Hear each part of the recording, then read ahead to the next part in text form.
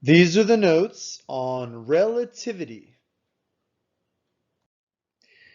When we try to understand the universe and the development of the universe, many things begin to boggle the mind.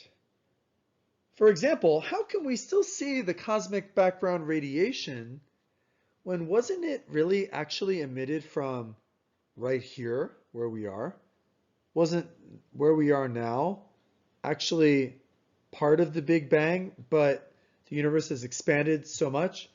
So how can we see at that great distance what happened that long ago? Well, the thing about that is that the light emitted from just after the Big Bang, the cosmic background radiation, has never really left our universe.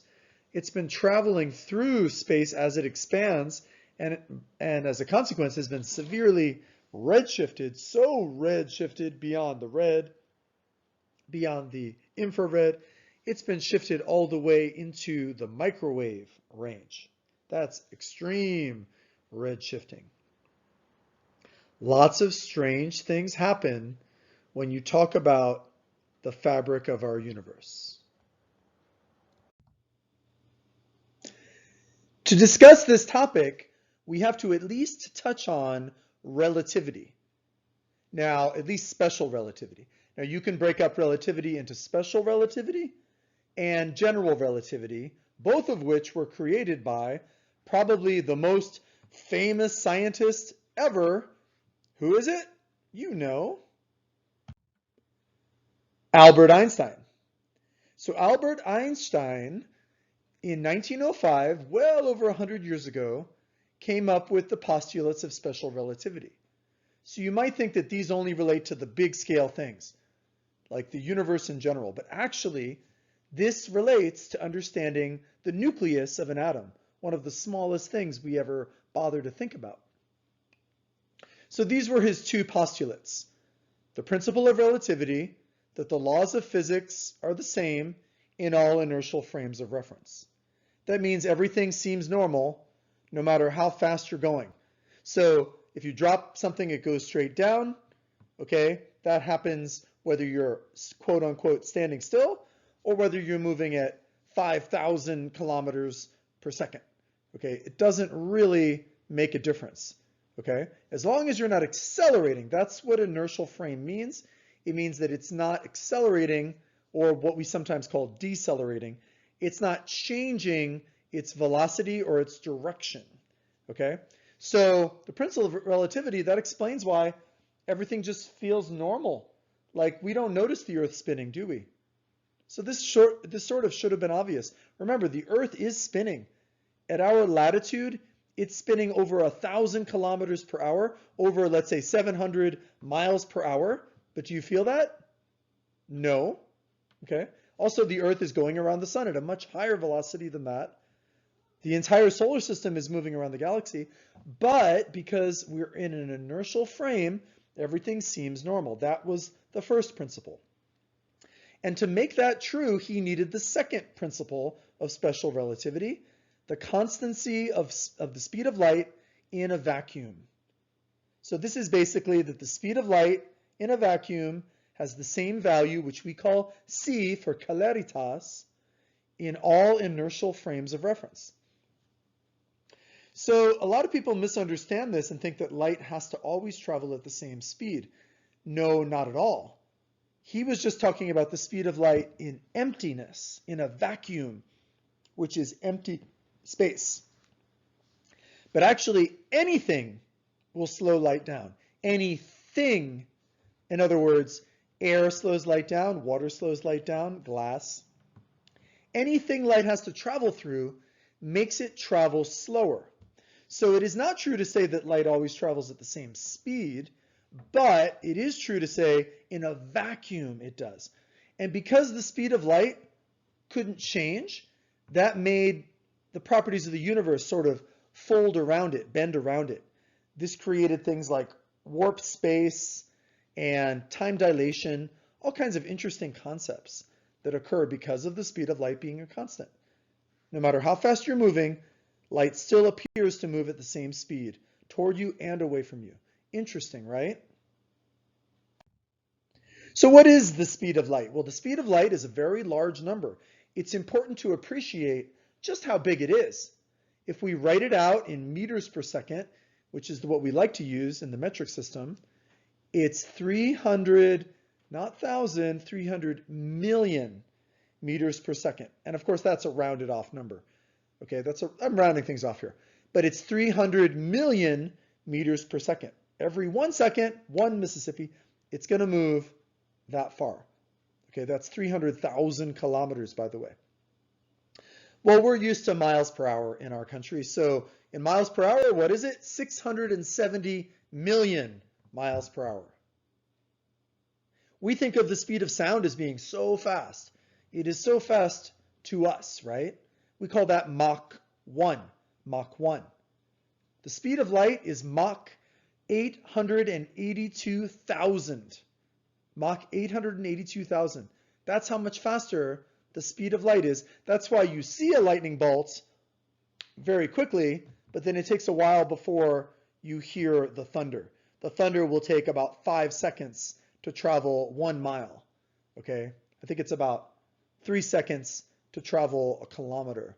So sound is actually not as fast as you might think, but light is. Light is very, very fast. In fact, it is the fastest speed. It's what Einstein called the speed limit of the universe.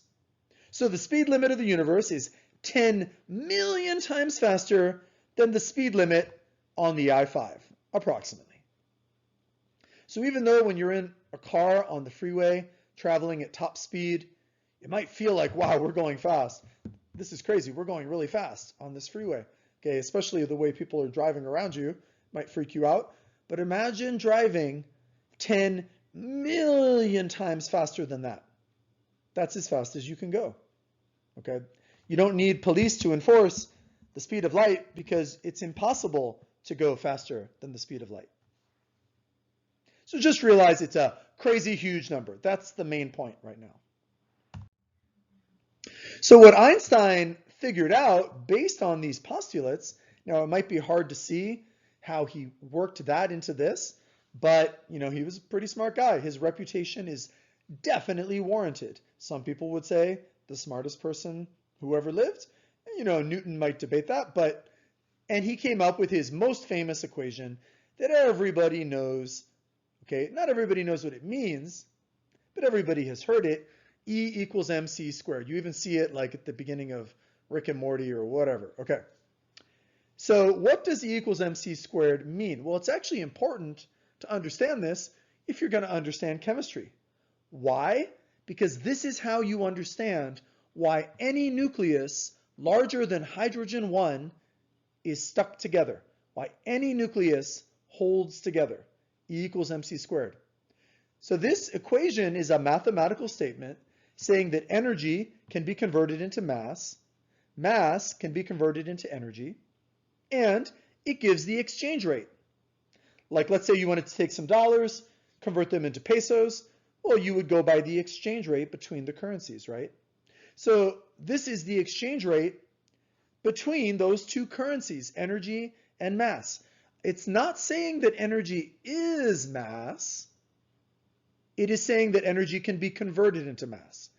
It's not saying that mass is energy, but it's saying mass can be converted into energy using the speed of light. But not just the speed of light, which is already a crazy huge number, as we just saw, but the speed of light squared. And as you know, when you square something, okay, it gets huge, right? When you square 10, you get 100. It's much bigger, right? When you square 100, you get 10,000, okay? When you square a number, it grows enormously. So squaring a huge number like the speed of light gives you just this ridiculous value, all right? Now, the thing about energy is in science, the unit of energy we like to use is the joule, and a joule is equal to a kilogram meters squared per second squared. You can see it there sort of in the middle there. That is what a joule really is, but kilogram meters squared per second squared, that's so messy, that's so ugly. Let's just replace it with an elegant capital J named after the scientist Joule, okay? So in order for that to work, if you're going to put things in joules, if you're going to get to the energy by multiplying a mass times the speed of light squared, well, then that mass is going to have to be in kilograms. So a lot of times in chemistry, we like to measure things in grams. Typically, that's what we measure in. But in this equation, there is no way you can use grams. You have to make sure to convert to kilograms. Remember, kilograms are 1,000 grams. So if you have 5,000 grams, that's only 5 kilograms. So it reduces the number by 1,000. If you have it in grams, you have to divide by 1,000. Now we're used to measuring masses. We don't really measure masses very much in our country. We measure the weight, which is actually different. But there's a rough equivalence under normal Earth gravity. Every 2.2 pounds would be a kilogram under normal Earth 1G gravity. So for example, 220 pounds under normal Earth gravity would have a mass of 100 kilograms. Okay? So if you want to think about how they relate. So the speed of light is 3 times 10 to the 8th meters per second. That's the way we write that very long number. We don't write out the 300,000,000 meters per second. We put it in scientific notation. And because there's 8 zeros, it winds up being 3.0 times 10 to the 8th meters per second. Now it's pretty easy to square that number. When you square a number, remember you multiply the first portions together. So it would be c times itself, right? So it would be 3.0 times 3.0. That gives you 9.0, obviously, 3 squared. And then 10 to the 8th times 10 to the 8th. Well, what happens when you multiply numbers with exponents and they have the same base? Oh, it's just like adding. It looks like you add them. So 8 plus 8 is 16. So what is c squared? C squared is actually pretty easy to derive. It's 9.0 times 10 to the 16th meters squared per second squared. Why is it meters squared per second squared? Because meters per second times meters per second gives you that. So the speed of light squared is a ridiculously huge number, a 9 with 16 zeros after it. Ridiculously huge number. And that's what we're multiplying by to convert mass into energy. So what that means is even a tiny little blip of mass, let's say we have, I don't know, 1 kilogram, right? Well, then it's going to be 1 kilogram times 9.0 times 10 to the 16th meters squared per second squared. Oh, that's going to give me that same number of joules. 9.0 times 10 to the 16th joules will be the energy. That means 1 kilogram gives you 9 times 10 to the 16th joules of energy. And 2 kilograms will give you twice that much. So it's actually not such a hard equation to use. And then going the other way, well, the conversion isn't so good. Putting in energy, you kind of lose out on this equation because you would have to divide it by c squared. So you better put in a whole lot of energy if you're expecting to get any noticeable mass. Okay? So basically, this conversion rate is great if you have mass, turning it into energy. What a great exchange rate. Okay? But it's terrible if you're starting with energy trying to make mass. It takes a ridiculously huge amount of energy to make even small amounts of mass. That's what this equation is saying. So how does this relate to chemistry? Well, we will see. So we use light to measure distances. The distance that we use is called the light year. Now it's important to realize that even though it has the word year in it, it is not an amount of time, okay, like a year. It is a distance. It's how far light travels through space in 1 Earth year. So a light year is kind of like, even though it's really big, it's kind of more like kilometers and miles.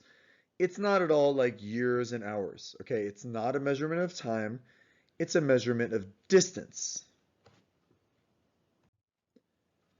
And how big is a light year? Well, in kilometers, look at this number. What's that? 1,000, million, billion, trillion. 9,460,528,404,879 kilometers. That's a pretty good distance, if you want to be very precise. What about in miles? We're more used to miles. Well, it's also in the 1,000, million, billion, trillions, but it's 5,878,000,000,000, so on. Okay, so that's a lot of miles. It's kind of hard to picture what that means. When things get that big, it gets really hard to picture them. A lot of times we'd put them in scientific notation, okay? And so that would be 5.88 times 10 to the 12th miles, right? That's a lot of miles. If you want to put it in terms of the distance to the sun, well, the sun on average is 1 AU away from the Earth. That's the average distance of the Earth to the sun. So 1 light year is 63,239 of those. Okay, and then there's 0.72. That's just being a little bit overly specific there. So light years are basically huge. Now this is the size of 1 light year. That's important to realize. So if you look around the Earth in every direction, 1 light year away, how many stars do you think there are, other than the sun, of course? How many stars do you think there are? The answer is none, other than the sun. What about maybe 2 of these light years? How many stars would there be in sort of a sphere around us? 2 light years in radius. None. How about 3? None. How about 4? None. It's only a little bit after we get 4 light years away from the Earth that we even encounter the very closest star to us.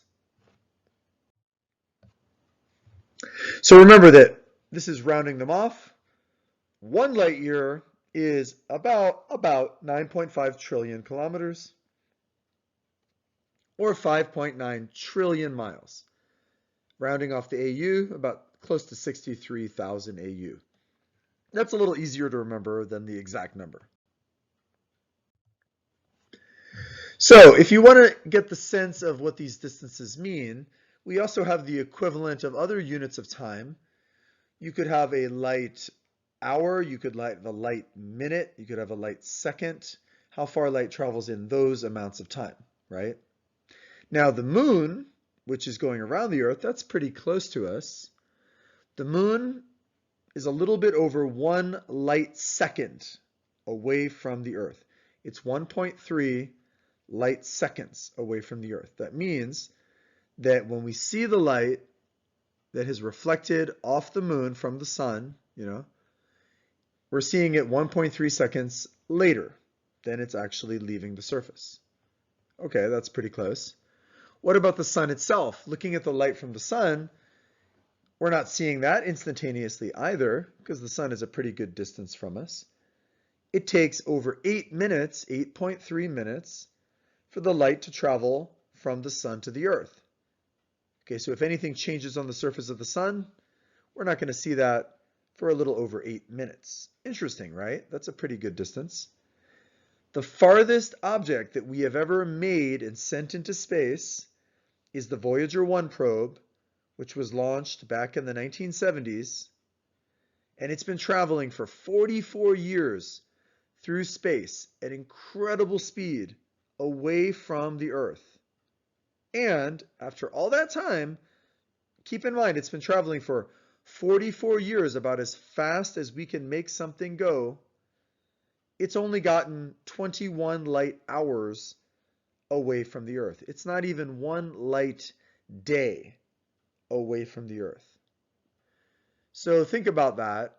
That's over 44 years. So it's not like you can travel like a light year in a year, okay? It would take probably something like 50,000 years. If you were going to travel at the kind of speeds we can manage, 1 light year would probably take you in the thousands at least of years, okay? And the nearest star to us is called Proxima Centauri. That means Proxima means the closest. And it's one of the stars in the group of stars Alpha Centauri. So that means there's 2 more stars just a little tiny bit further than those. It's a group of 3. That's the closest one of the 3. Get it? And it's 4.22 light years away. So imagine if we really wanted to travel to another solar system, to another star, it's kind of outside of the realm of possibility right now, unless we develop some kind of much, much faster form of travel. Light can do it in a little over 4 years, but we could not. Interesting, right? Oh, but wait, there's one other thing we have to consider when traveling those distances. The thing we have to consider is what we call time dilation. One of the things that Einstein said, remember, was that the speed of light is the same no matter how fast you're going. So in order for that to actually be true, it turns out that time itself needs to change. If you are traveling at a very great speed, there is a significant alteration to the passage of time compared to a stationary observer. Remember, all of these things are relative, so it's always got to be compared to something, okay? And this is what we call time dilation. This is the time dilation equation. It calculates the time, okay, let's say the time factor, by using the square root of 1 over 1 minus, okay, v squared divided by c squared. So c is the speed of light, so we already saw c squared, and v is the velocity you're traveling, which you also have to square. And using this equation, you can find out the time dilation, how much time will alter in your reference frame traveling at a high speed compared to a person that stayed at rest. Okay? Interesting, right? This leads us to what we call the twin paradox. Because it is possible to change the rate that time passes, it is possible to do something interesting that seems paradoxical, because what's the thing about twins? Well, the thing is they're the same age. Obviously, they're born at the same time, on the same day. So the twin paradox is this. What if you had two twins? These are fraternal twins. One twin travels at a high fraction of the speed of light to a very distant location. Now, in order for this to work, it can't just be at the speeds we're traveling now. It would not be significant enough. It would have to be, if we figure out a way to travel, not at the speed of light, but just at a high fraction of the speed of light, a significant percentage of the speed of light, to a distant location. Now, it wouldn't be visible like that. It's a cartoon, right? And then she comes back, the twin, remember, keep in mind, they were born on the same day, returns at a high fraction of the speed of light also. It's possible to get different ages for the two twins. The twin who traveled would have aged much less and be younger than her twin brother.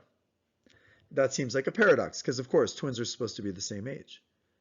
So interesting. Now, the reason for this is because she experienced severe time dilation.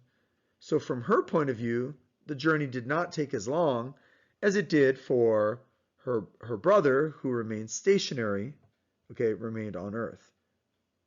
Interesting, right? So we can do a calculation of this. Let's take a spaceship leaving the Earth, traveling at a high fraction of the speed of light to a distant location, even though that image there is Mars. Mars is not far enough away to really do that. It would have to be around another star system. Okay, and then traveling back, of course, is the other issue. At a high fraction of the speed of light, the person traveling would have experienced time dilation with respect to everyone who stayed on Earth. Okay, so this is an interesting calculation that we can kind of easily do. The one part we have to leave out, because it gets very complicated, is the actual acceleration portion, when the ship is speeding up to the speed, whatever percentage of the speed of light it's going, and then of course it needs to slow down at the other end in order to stop and land. So if we leave out those little portions of acceleration, then we can easily do the calculation. Leaving those in, it gets really, really messy. So let's say it leaves from Earth and travels at a high percentage of the speed of light. Okay, we're ignoring the acceleration portions, the beginning and the end. What if it's traveling at 80% the speed of light? Now, percentages, of course, are dressed up decimal forms. They're magnified decimal forms. So you know what 80% really means. If you look at it in decimal form, it would be 80 divided by 100, 0.80, right? So that's what we're going to use as our v in this calculation. For the speed of light, which is of course 100% the speed of light, we're just going to use 1. That makes things easier because it's super easy to square 1, isn't it? All right, so if we plug it into the equation like so, notice the 80% is the 0.8, and that is squared times itself. The speed of light, c, is squared as well. And then there's just those other ones. We're going to take the square root of that entire fraction once we've divided. What we wind up getting from this calculation, how much time dilation? 167%. Okay, like 1.67. So what does that mean? How much time dilation would there be? Well, that means that for every 6 years that the traveler traveled, 10 years would pass on the Earth. So that's a significant time dilation. So let's say it was 6 years going and 6 years returning. That's 12 years. But on Earth, how much time would have passed? 20 years, right? 10 each way. So that is an 8-year difference for the traveler. And of course, it would be a little different because if we include the acceleration, things would get a little different. Okay, and that's with 80% the speed of light. Let's try another one. What about if the ship went, let's say it went both ways, and we're ignoring the acceleration, but that it traveled at 90% the speed of light. Okay, well, it's the same idea. Plug it into that equation. C doesn't change. The only thing that changes is V. So V is now 0.9, right? 0.90 or 0.9. So there we go. Plug it into there. 1 over, and you have to multiply first, then divide. Then you subtract 1 minus that, and then divide the numerator divided by the denominator. Take the square root of the whole thing. And what we get is a time dilation of 229%. Okay, like 2.29. So let's see, what would that mean? That would mean that for every 4 years traveled, 10 years would pass on the Earth. So let's say the traveler takes 4 years to get to the destination and 4 years to get back. That's 8 years. 20 years would have passed on the Earth. That means there would be a 12-year time difference in this situation. Okay, so it's a more dramatic time dilation. And that's 90% the speed of light. That's pretty fast. What about if we got to 99% the speed of light? Now, as far as we know, traveling at the speed of light is impossible, and it's very unlikely to travel at 99%. But let's just see how much time dilation there would be under this situation. How much would there be? Well, the only thing that changes is the V is now 0.99. Okay, so we go through the whole calculation, and what we get is a time dilation of 5,000%.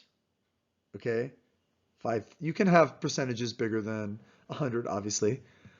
5,000% is 50.00, right?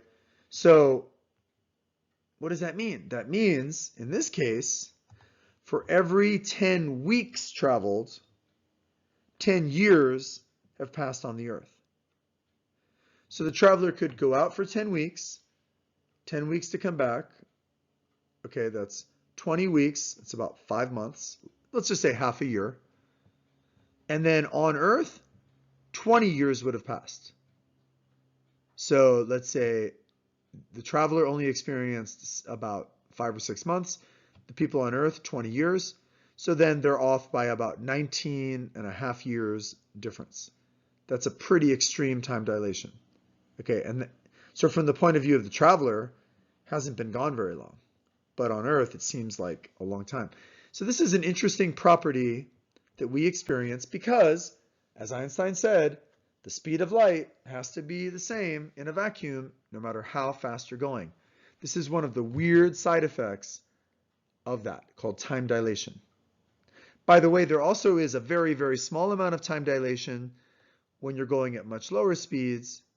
Like, for example, the equator of the Earth is moving faster than other latitudes. So they have a slight time dilation, let's say over the course of their entire lifetime, the time dilation might be a fraction of a second, maybe even a second, okay? But it's not very noticeable. In order to get a noticeable one, you have to travel at a pretty good percentage of the speed of light. Next, really quickly, I want to touch on general relativity. General relativity has a lot to do with gravity, or let's say replacing gravity. Einstein realized that what we perceive as gravity is actually the warping of space by masses. So imagine if you have a very, very tightly made bed, the sheet is on there super tight, and then you drop a bowling ball onto the bed. It makes a dent into the mattress. That's kind of what masses do to space. They make a dent in space. Depending on the size of the mass, okay, depending on how massive it is how big the dent is. So tiny little bitty masses make tiny little dimples, and giant massive things like stars make giant pits into the fabric of space. And you can see Einstein's little equation for that below. So let's look at some examples of this. One reason that we know this actually happens is because things are affected by gravity, so-called gravity, that shouldn't be affected by gravity. According to Newton's laws, gravity only affects masses, so light, which has no mass, should be unaffected by gravity completely. And yet, what we see is that light will bend as it moves through a gravitational field, okay, through the warp space formed by an object. So we can get things like gravitational lensing, where we can see an object more than once, because one image will come around one side of a massive object, the other image will come around the other side of a massive object. That is only possible if light is being affected by the warping of space. It doesn't work with Newtonian gravity. Here's an example of a gravitational lens. What you see, there's a massive object in the middle, and those other four objects are all the same one that has been gravitationally lensed around it. That's four images of the same object. Okay, if light was not affected by gravity, we wouldn't see any images. It would be blocked by the image in front of it, by the one in the middle. It'd be blocked by that. Okay, so it's interesting that we see lots and lots of these gravitational lenses in the universe, and that every time we see one, it's another validation that we live in a warped universe, that space is actually warped. Because again, light has no mass. The direction that light travels can also be bent by a supermassive object. It can be changed in the direction it's traveling, like the gravitational lensing. It doesn't have to produce gravitational lensing. It's just sort of like a lens. It just sort of bends the direction that the light is traveling, like glasses do, to help you focus. If you think about an object in space, a lot of this depends really on its density and its overall mass. So an object that, even if it's big, if it has a low density, doesn't make as big of a dent in the universe. But the things that make the biggest sort of pits in the fabric of space-time are the objects that are very, very small with a lot of mass. Tiny little objects like things like neutron stars and black holes. And they can be said to almost rip the fabric of space, if you want to think about it that way. One very common way to model gravitational distortions of space, okay, and by the way, we think of it as space-time if you include the fourth dimension of time, is with those little gravity wells that they trick you into dropping your coins in. Okay, one trick is to let it go down and then grab it just before it falls in at the bottom. Okay, if you're cheap. Okay, in a gravity well, basically this is sort of modeling what happens when an object goes into warped space. And this is very much like what we get in the solar system or anytime you have a massive object at the center. The only difference is that there's a lot of friction with the sides. Whereas in the solar system, because it's mostly empty space, there's very, very little friction. So what you see as the object slows down, that's due to the friction. We don't see that as much, almost at all, in the solar system. But otherwise, it's a pretty good model, and that can be thought of as a gravity well. Okay, so watch what happens when I release that red ball. See the ball? There it goes. It goes around and around. Now, if it wasn't for the friction, it would just keep going like that. That's an orbit. But because it's rubbing against the side, it eventually slows down, moves toward the center, and falls into the pit. That would be where the massive object would be located. So it would sort of, in this case, it would crash into the sun, which is actually does happen with comets sometimes. But in space, there's virtually no friction other than, let's say, the solar wind and so on.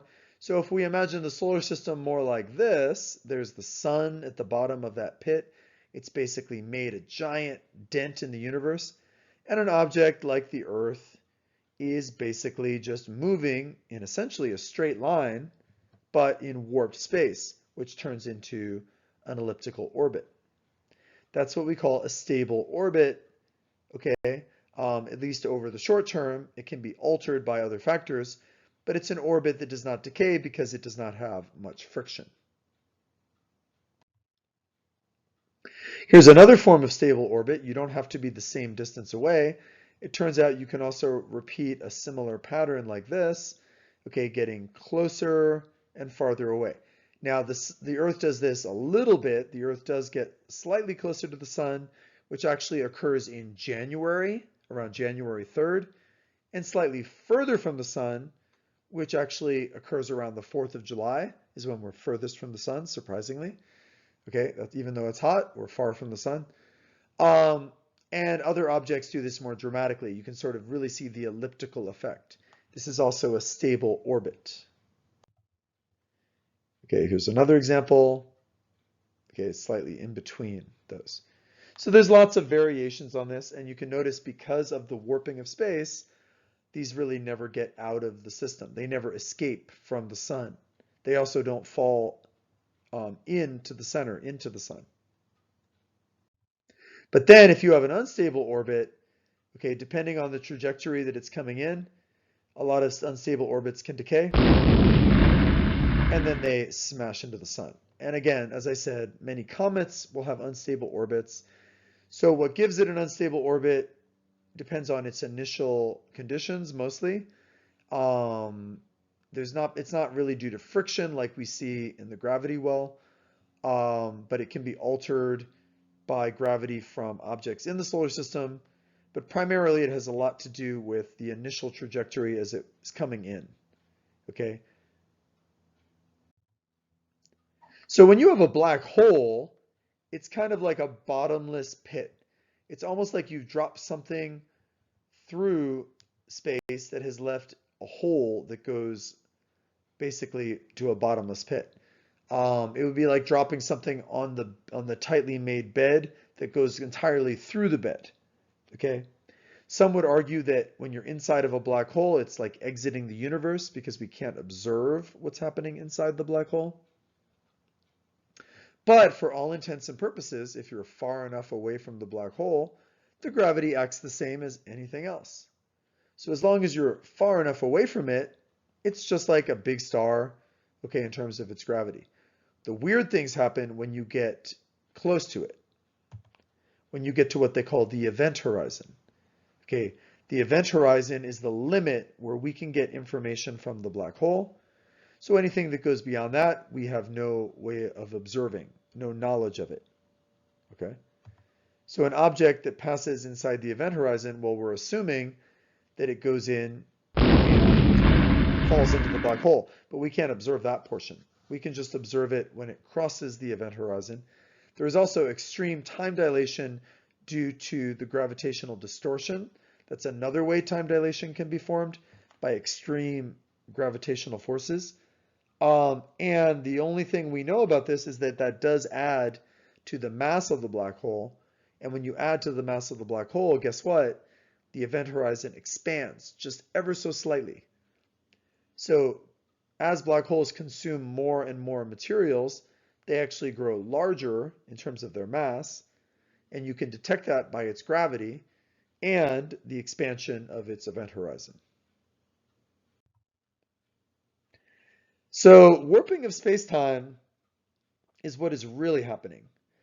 But for all intents and purposes, unless you're actually dealing with near a black hole or possibly very close to a neutron star, the regular Newtonian gravity holds up. Okay, it doesn't predict the bending of light, so unless you're dealing with how light travels around an object, you can pretty much still use regular old Newtonian gravity. And as I mentioned, there's also a gravitational redshift, and that is only noticeable when there's extreme gravitational conditions, again, around these exotic objects, neutron stars, black holes.